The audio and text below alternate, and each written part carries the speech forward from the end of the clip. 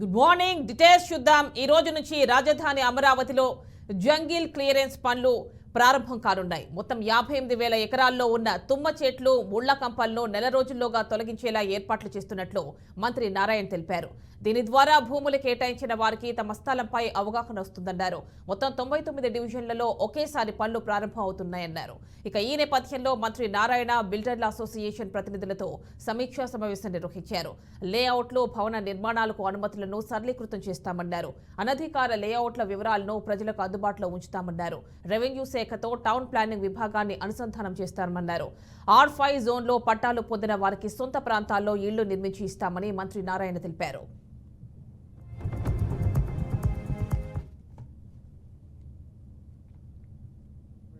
మా యొక్క online integrate చేస్తాం.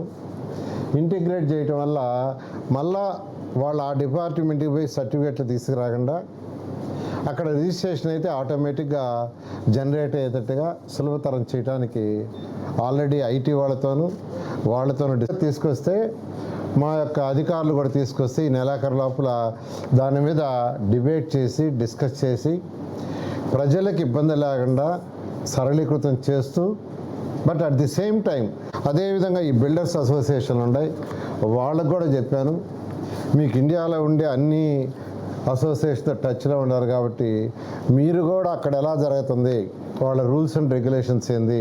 ప్రభుత్వంలో అనేక ఇబ్బందులు పడ్డాం. ఎందుకంటే ఇప్పుడు ఆన్లైన్ 2014-19 దాకా ఆన్లైన్ ఆ రోజు తెలుగుదేశం ప్రభుత్వం తీసుకొచ్చింది. అయితే ఇప్పుడు కొన్ని ఇబ్బందులు ఉన్నాయని, ఒకటి నాలా ట్యాక్స్ విషయం, ఒకటి వేకెంట్ ల్యాండ్ ట్యాక్స్, ఒకటి ఓపెన్ ల్యాండ్ కాస్ట్ గురించి, అదేవిధంగా ఫైర్ డిపార్ట్మెంటు, ఎయిర్పోర్టు, అదేవిధంగా ప్రాపర్టీ ట్యాక్సు, అదేవిధంగా TDR బాండ్స్, ఈ లేబర్ చెస్, షార్ట్స్ ఎవరు అతిక్రమించినా దాని మీద స్ట్రిక్ట్గా యాక్షన్ తీసుకుంటాం. వాళ్ళ డిపార్ట్మెంట్తో మా యొక్క ఆన్లైన్ ఇంటిగ్రేట్ చేస్తాం.